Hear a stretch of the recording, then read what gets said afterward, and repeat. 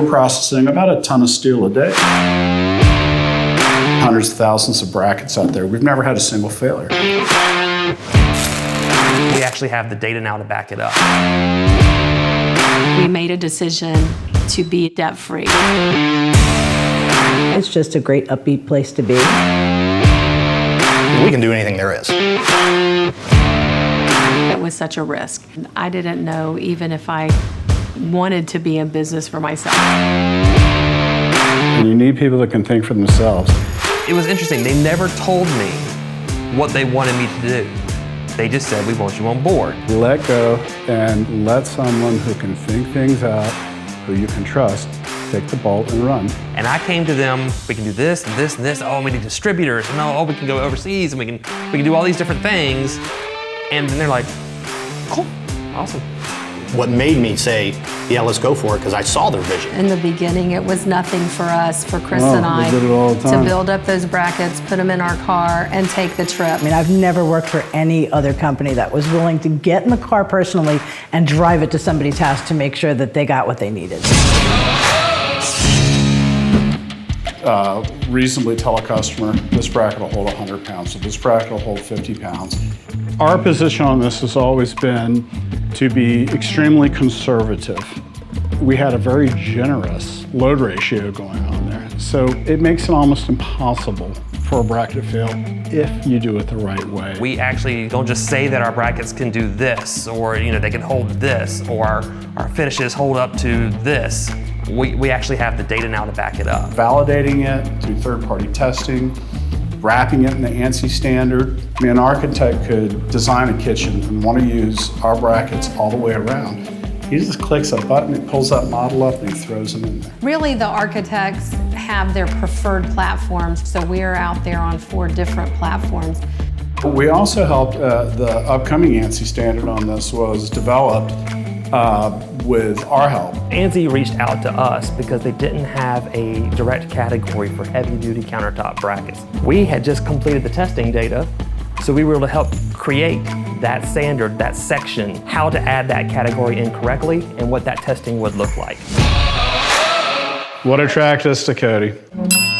His honesty, his willingness to learn. They were the first people on the list that sent an email to and answered.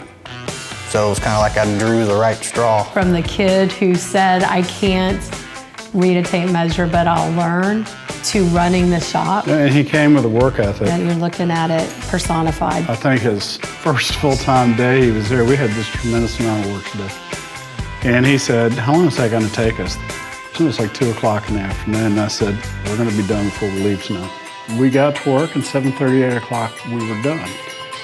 The next day, the poor guy walks in, and it's the same thing all over again, another gigantic order. And so it would have ran any normal human being off, but no, not Cody.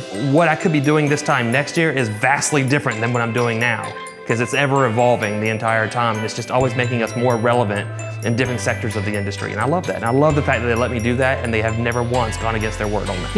Everybody's worked for somebody that they didn't enjoy working for. And we didn't want to be those people. They're just told, oh, you need brackets.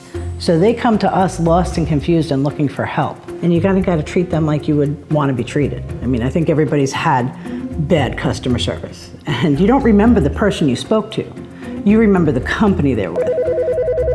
Thank you for calling Centerline Brackets. This is Pete. Can I help? Our commitment was to answer the phone on the first ring every time. So we do everything we can to guide them in the right way, and I say 99.9% of the time, we end up with really happy customers. Any order placed by noon for 20 or less brackets will ship. We rarely fail. We always say we're going to get it out.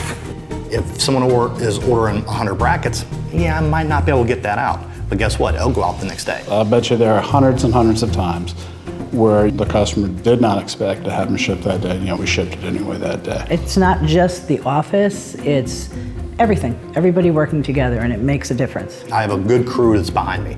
I got great people in prefab. My welders are great. I have a great powder coater, good QC. And even the packing team is great. So it's just not me, it's us in a whole. He will laugh with anybody. Sort of, he's kind of grumpy a lot too though. He is kind of grumpy a lot too. I just look like that. He freely admits that he's got a 9th grade education. I only have a 9th grade education. Yet he makes a fantastic living. Became a professional within inside of that trade and continues to learn and to grow. They really view it as if you need something and I can do it, it's my job. And that's pretty impressive. You gotta have somebody who really will treat it like their own business. We made a decision very on in our business not to use chemicals that could harm people down the road.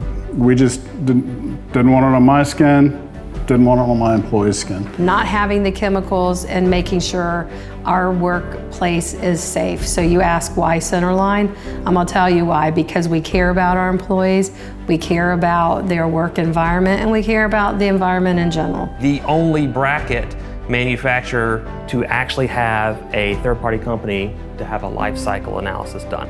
At the end of that, they provide us an environmental product declaration, and what that does is it allows architects and contractors to select and use our products with confidence in their sustainable building projects. I constantly struggle and battle, with myself. Am I an imposter in this role? And yet I look back and we have a successful company.